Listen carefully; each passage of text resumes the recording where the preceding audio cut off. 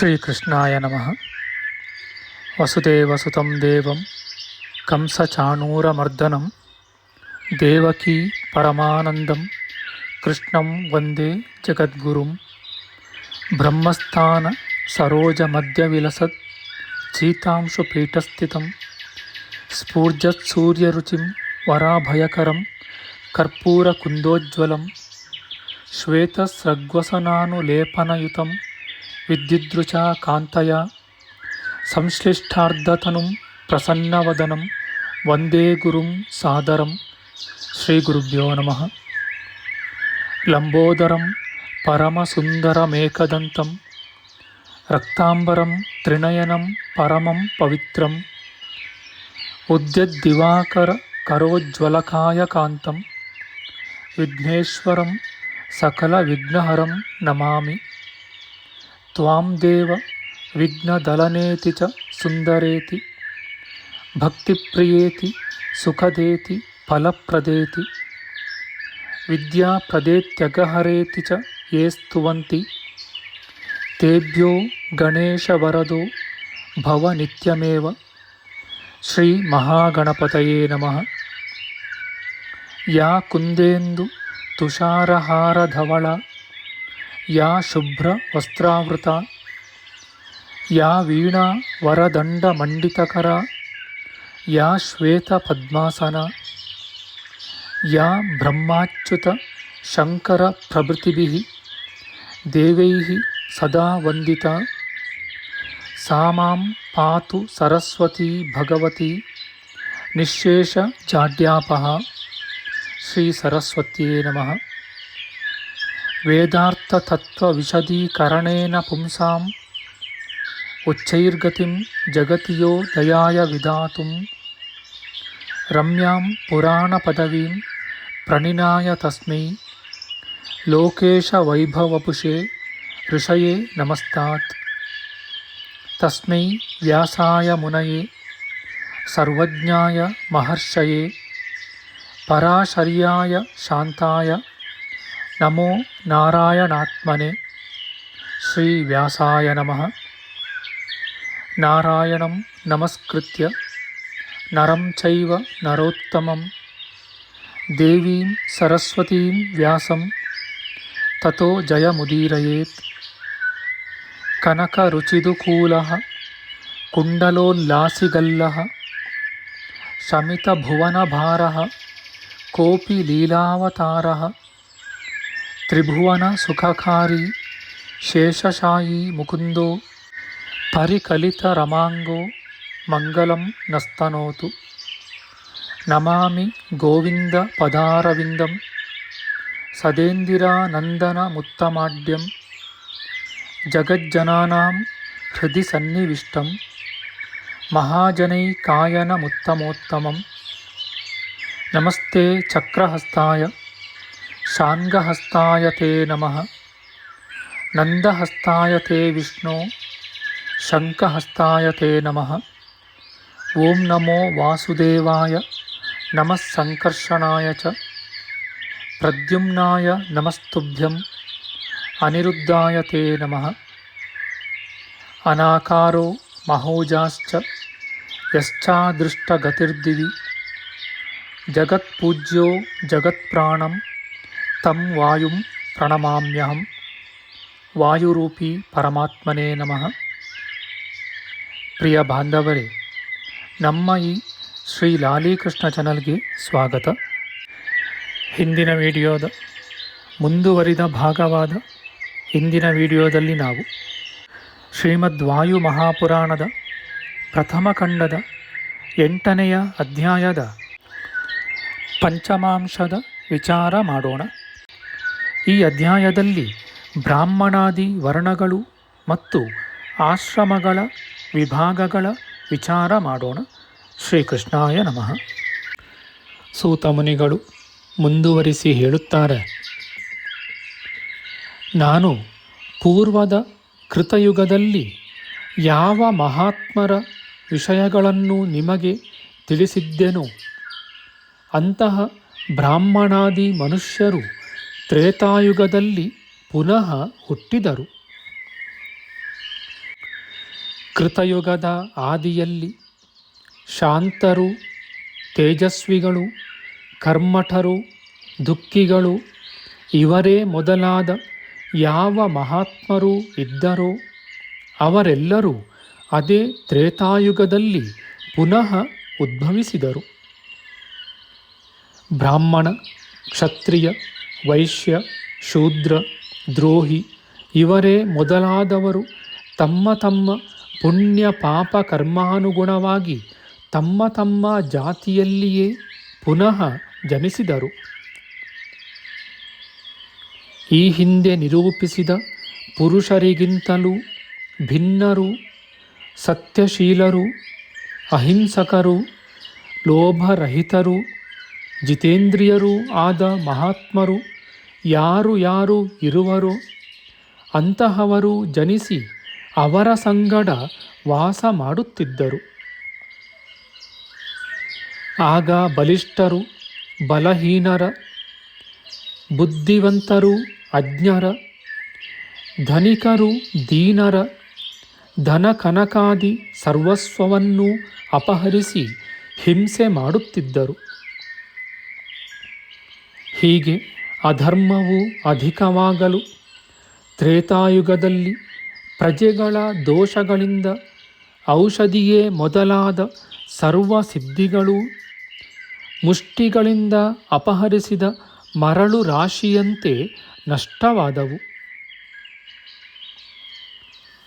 ಆ ತ್ರೇತಾಯುಗದ ಶಕ್ತಿಯಿಂದ ಭೂಮಿಯೇ ಗ್ರಾಮ್ಯಾರಣ್ಯಗಳಲ್ಲಿರುವ ವೃಕ್ಷಗಳ 14 ವಿಧಗಳಾದ ಫಲಗಳನ್ನು ಪುಷ್ಪಗಳಿಂದಲೂ ಆ ಪುಷ್ಪಗಳನ್ನು ಎಲೆಗಳಿಂದಲೂ ಗ್ರಾಸ ಮಾಡಿತು, ಅಂದರೆ ನುಂಗಿತು.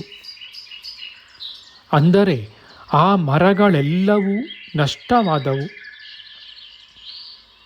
ಅನಂತರ ಆ ಕಲ್ಪವೃಕ್ಷಗಳು ನಷ್ಟವಾಗಲು ಪ್ರಜೆಗಳು ಹಸಿವು ಬಾಯಾರಿಕೆಗಳಿಂದ ಪೀಡಿತರು, ಭ್ರಾಂತರೂ ಆಗಿ ಸ್ವಯಂಭುವನಾದ ಬ್ರಹ್ಮದೇವನನ್ನು ಮೊರೆಹೊಕ್ಕರು.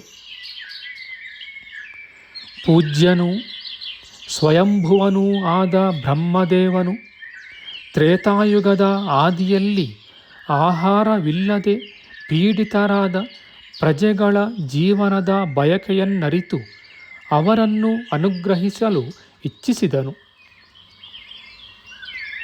ಆಗ ಬ್ರಹ್ಮದೇವನು ಅವರ ಪ್ರಾರ್ಥನೆಯನ್ನು ಕೇಳಿ ಪ್ರತ್ಯಕ್ಷ ಪರೋಕ್ಷಗಳಿಂದಲೂ ಯುಕ್ತಿಗಳಿಂದಲೂ ಭೂಮಿಯು ಓಷಧಿಯೇ ಮೊದಲಾದ ಫಲ ವೃಕ್ಷಗಳನ್ನು ಗ್ರಾಸ ಮಾಡಿದೆಯೆಂದು ಅರಿತು ಪುನಃ ಅವುಗಳನ್ನು ಸೃಷ್ಟಿಸಿದನು. ಆಗ ಬ್ರಹ್ಮದೇವನು ಮೇರು ಪರ್ವತವನ್ನು ಕರುವನ್ನಾಗಿಯೂ ಭೂಮಿಯನ್ನು ಧೇನುವನ್ನಾಗಿಯೂ ಮಾಡಿಕೊಂಡು ಕ್ಷೀರವನ್ನು ಕಡೆಯಲಾಗಿ ಆ ಭೂಮಾತೆಯಿಂದ ನಾನಾ ವಿಧವಾದ ಕ್ಷೀರ ರೂಪವಾದ ಅನೇಕ ಧಾನ್ಯಗಳು ಉತ್ಪನ್ನವಾದವು. ಗ್ರಾಮ ಮತ್ತು ಅರಣ್ಯಗಳಲ್ಲಿ ಬೆಳೆಯಲು ಯೋಗ್ಯವು, ಫಲೋತ್ಪತ್ತಿಯೇ ಕೊನೆಯಾಗಿ ಉಳ್ಳವುಗಳು, ಪ್ರಜೆಗಳ ಜೀವನೋಪಯುಕ್ತಗಳು, ಸಪ್ತದಶ ವಿಧಗಳೂ ಆದ ಧಾನ್ಯಗಳು ಓಷಧಿಗಳಿಂದ ಉಂಟಾದವು. ಆ ಧಾನ್ಯಗಳು ಯಾವುವೆಂದರೆ ಭತ್ತ, ಯವ, ಗೋಧಿ, ಜೀರಿಗೆ, ಎಳ್ಳು, ನವಣೆ, ಕಾರುಷಧಾನ್ಯ ಅಂದರೆ ಬೆಟ್ಟದ ಕಡಲೆ, ಜೋಳ, ಉದ್ದು, ಹೆಸರು, ಕಾಡು ಕಡಲೆ, ಅವರೆ, ಹುರುಳಿ, ತೊಗರಿ ಇವು 14 ಚತುರ್ದಶ ಧಾನ್ಯಗಳಾಗಿವೆ. ಈ ಹಿಂದೆ ಹೇಳಿದ ಧಾನ್ಯಗಳು ಗ್ರಾಮದ ಜನರಿಗೆ ಬೇಕಾಗುವ ಹಳ್ಳಿಯಲ್ಲಿ ಬೆಳೆಯತಕ್ಕ ಧಾನ್ಯಗಳಾಗಿವೆ. ಓಷಧಿಗಳ ಸಂಬಂಧಿಯು ಗ್ರಾಮ್ಯಾರಣ್ಯಗಳಲ್ಲಿ ಬೆಳೆಯುವವು. ಯಾಗೋಪಯುಕ್ತಗಳೂ ಆದ ಧಾನ್ಯಗಳು ಯಾವುವೆಂದರೆ ಭತ್ತ, ಯವ, ಉದ್ದು, ಗೋಧಿ, ಜೀರಿಗೆ, ಎಳ್ಳು, ನವಣೆ, ಹುರುಳಿ, ಸಾವೆ, ಕಾಡು ಭತ್ತ, ಕಾಡು ಎಳ್ಳು, ಕಾಡು ಗೋಧಿ, ಕೊನ್ನಾರಿ ಬೀಜ, ಬಿದರು ಬೀಜ, ಜೋಳ ಇವು ಯಜ್ಞೋಪಯುಕ್ತಗಳಾದ ಧಾನ್ಯಗಳಾಗಿವೆ. ತ್ರೇತಾಯುಗದ ಆದಿಭಾಗದಲ್ಲಿ ಈ ಹಿಂದೆ ಹೇಳಿದ 14 ಧಾನ್ಯಗಳು ಗ್ರಾಮ ಮತ್ತು ಅರಣ್ಯಗಳಲ್ಲಿ ಹುಟ್ಟಿ ಜೀವನಕ್ಕೆ ಉಪಯುಕ್ತಗಳಾದವು. ವ್ಯವಸಾಯವಿಲ್ಲದೆಯೇ ಸ್ವತಃ ಬೆಳೆಯುವ ಮರ, ಗಿಡ, ಬಳ್ಳಿ, ಲತೆ, ಔಷಧಿ ಇವೇ ಮೊದಲಾದವು ಗ್ರಾಮ್ಯಾರಣ್ಯಗಳಲ್ಲಿ ಜನಿಸುವ ತೃಣಜಾತಿಗೆ ಸೇರಿವೆ.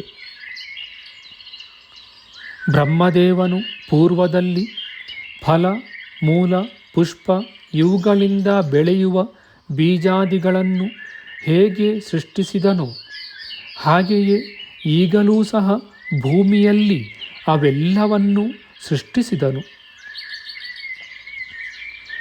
ಆಯಾ ಋತುಗಳಲ್ಲಿ ಫಲ ಪುಷ್ಪಗಳನ್ನು ಬಿಡುವ ಔಷಧಿಯೇ ಮೊದಲಾದವುಗಳು ಬೆಳೆದವು. ಪ್ರಥಮತಃ ಬೆಳೆದು ಮುದಿಯಾದ ಲತಾದಿಗಳು ಪುನಃ ಬೆಳೆಯದೆಯೇ ಹೋದವು. ಅನಂತರ ಸ್ವಯಂಭುವನೂ ಪೂಜ್ಯನೂ ಆದ ಬ್ರಹ್ಮನು ಕರ್ಮದಿಂದ ಉಂಟಾದ ಸಿದ್ಧಿಯನ್ನು ಅರಿತು ಪ್ರಜೆಗಳ ಜೀವನಕ್ಕಾಗಿ ವೃತ್ತಿಯನ್ನು ಕಲ್ಪಿಸಿದನು. ಅಂದಿನಿಂದ ಔಷಧಿಗಳು ವ್ಯವಸಾಯದಿಂದ ಬೆಳೆಯಲು ಯೋಗ್ಯಗಳಾದವು. ಹೀಗೆ ಜೀವನೋಪಾಯಕ್ಕಾಗಿ ಸಿದ್ಧಿಯನ್ನು ಪಡೆಯಲು ಪರಸ್ಪರ ಪ್ರಯತ್ನಗಳನ್ನು ಏರ್ಪಡಿಸಿದನು. ಬ್ರಹ್ಮನು ಯಾರು ಪ್ರಜೆಗಳನ್ನು ಸ್ವೀಕರಿಸಿ ಅವರಿಗೆ ಸಹಾಯವನ್ನು ಮಾಡುವರೋ ಅಂತಹ ಕ್ಷತ್ರಿಯರನ್ನು ಪ್ರಜಾರಕ್ಷಣೆಗಾಗಿ ಸ್ಥಾಪಿಸಿದನು. ಯಾರು ನಿರ್ಭಯರಾಗಿ ರಾಜರುಗಳಿಗೆ ನಿಜವಾದ ವಿಷಯವನ್ನು ಸತ್ಯನೂ ಯಥಾಸ್ಥಿತನೂ ಆದ ಬ್ರಹ್ಮನನ್ನೂ ಸಹ ಉಪದೇಶಿಸಲು ಎದ್ದು ನಿಲ್ಲುವರೋ ಅಂತಹ ಬ್ರಾಹ್ಮಣರನ್ನು ಉಪದೇಶಕ್ಕಾಗಿ ಸೃಷ್ಟಿಸಿದನು. ವೈಶ್ಯ ಕರ್ಮದಲ್ಲಿ ನಿರತರೂ ಅಬಲರೂ ಆದ ಯಾವ ಜನರು ಪೂರ್ವದಲ್ಲಿ ಆಲಸರಾಗಿ ಪರರನ್ನು ನಿಶಾಚರರಂತೆ ಹಿಂಸಿಸುತ್ತಿದ್ದರೋ ಅಂತಹ ಕೀನಾಶ ನಾಮಕರೂ ವೃತ್ತಿ ಸಾಧಕರೂ ಆದ ಅವರನ್ನು ವೈಶ್ಯರೆಂದು ಕರೆಯುತ್ತಾರೆ.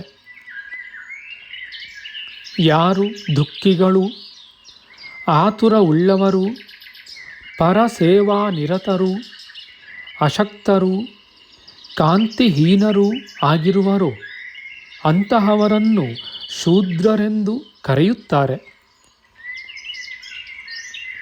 ಪ್ರಭುವಾದ ಬ್ರಹ್ಮದೇವನು ಪೂರ್ವೋಕ್ತರಾದ ಪ್ರಜೆಗಳಿಗೆ ಪ್ರತ್ಯೇಕಗಳಾದ ಧರ್ಮ ಕರ್ಮಗಳನ್ನು ಏರ್ಪಡಿಸಿ ಪ್ರಕೃತಿಗನುಗುಣವಾಗಿ ಆ ಚಾತುರ್ವರ್ಣ್ಯದವರಿಗೂ ಜೀವನವನ್ನು ಸೃಷ್ಟಿಸಿದನು. ಆಗ ಆ ಪ್ರಜೆಗಳು ಅಜ್ಞಾನದಿಂದ ತಮ್ಮ ತಮ್ಮ ಧರ್ಮಗಳನ್ನು ಪಾಲಿಸದೆ ಅವರವರ ಜಾತಿಯ ಕರ್ಮಗಳನ್ನು ಮಾಡದೆಯೇ ಜೀವನೋಪಾಯವನ್ನು ಹೊಂದದೆಯೇ ಪರಸ್ಪರ ದ್ವೇಷಾಸೂಯೆಗಳನ್ನು ಮಾಡುತ್ತಿದ್ದರು. ಬ್ರಹ್ಮದೇವನು ಈ ವಿಷಯವನ್ನು ಯಥಾರ್ಥವಾಗಿ ಅರಿತು ಸರಿಯಾದ ಧರ್ಮಗಳನ್ನು ಸ್ಥಾಪನೆ ಮಾಡುವುದಕ್ಕಾಗಿ ಕ್ಷತ್ರಿಯರಿಗೆ ಜೀವಿತ ಕಾಲದವರೆಗೂ ಶಕ್ತಿ, ಶಿಕ್ಷೆ, ಯುದ್ಧ ಇವನ್ನು ಸಂಪೂರ್ಣವಾಗಿ ಏರ್ಪಡಿಸಿದನು. ಭಗವಂತನು ಬ್ರಾಹ್ಮಣರಿಗೆ ಯಜನ, ಅಧ್ಯಾಪನ, ದಾನ ಈ 3 ಕರ್ಮಗಳನ್ನು ಏರ್ಪಡಿಸಿದನು. ಪ್ರಭುವಾದ ಬ್ರಹ್ಮನು ವೈಶ್ಯರಿಗೆ ಪಶುಪಾಲನೆ, ವ್ಯಾಪಾರ ಮತ್ತು ಕೃಷಿ ಈ 3 ನ್ನೂ ಜೀವನಕ್ಕಾಗಿ ಏರ್ಪಡಿಸಿದನು ಮತ್ತು ಶಿಲ್ಪ ಜೀವನ, ವೃತ್ತಿ, ವೇತನ ಇವುಗಳನ್ನು ಶೂದ್ರರಿಗೆ ಜೀವನಕ್ಕಾಗಿ ನಿಯಮಿಸಿದನು. ಬ್ರಹ್ಮನು ಬ್ರಾಹ್ಮಣ, ಕ್ಷತ್ರಿಯ ಮತ್ತು ವೈಶ್ಯರು ಇವರಿಗೆ ಯಜನ, ಅಧ್ಯಯನ, ದಾನ ಇವು 3 ಸಾಮಾನ್ಯ ಧರ್ಮಗಳಾಗಿಯೂ ಈ ಹಿಂದೆ ಹೇಳಿದ ಇತರ ವಿಶೇಷ ಧರ್ಮಗಳು ಜೀವನಕ್ಕಾಗಿಯೂ ನಿಯಮಿಸಿದನು. ನಮ್ಮ ಮುಂದಿನ ವಿಡಿಯೋದಲ್ಲಿ ನಾವು ಶ್ರೀಮದ್ ವಾಯು ಮಹಾಪುರಾಣದ ಪ್ರಥಮ ಖಂಡದ 8ನೆಯ ಅಧ್ಯಾಯದ ಷಷ್ಠಾಂಶದ ವಿಚಾರ ಮಾಡೋಣ. ಆಧ್ಯಾತ್ಮಿಕ ಚರ್ಚೆ ಮತ್ತು ವಿಚಾರ ವಿನಿಮಯಕ್ಕಾಗಿ ಶುರು ಮಾಡಿದ ಈ ಚಾನಲ್ನಲ್ಲಿ ನಾವು ಅಪ್ಲೋಡ್ ಮಾಡುವ ಎಲ್ಲ ವಿಡಿಯೋಗಳನ್ನು ಸಂಪೂರ್ಣವಾಗಿ ನೋಡಿ ನಿಮ್ಮ ಸಲಹೆಗಳನ್ನು ಕಮೆಂಟ್ ಬಾಕ್ಸ್ನಲ್ಲಿ ಬರೆಯಿರಿ. ಈ ಚಾನಲ್ಗೆ ಸಬ್ಸ್ಕ್ರೈಬ್ ಮಾಡಿ ಹಾಗೂ ಬೆಲ್ ಬಟನ್ ಒತ್ತಿ ನಾವು ಹಾಕುವ ಎಲ್ಲ ವಿಡಿಯೋಗಳನ್ನು ನೋಡಿ ಪ್ರೋತ್ಸಾಹಿಸಿ. ಕೃಷ್ಣಂ ನಾರಾಯಣಂ ವಂದೇ ಕೃಷ್ಣಂ ವಂದೇ ವ್ರಜಪ್ರಿಯಂ ಕೃಷ್ಣಂ ದ್ವೈಪಾಯನಂ ವಂದೇ ಕೃಷ್ಣಂ ವಂದೇ ಪೃಥಾಸುತಂ. ಶ್ರೀಕೃಷ್ಣಾಯ ನಮಃ.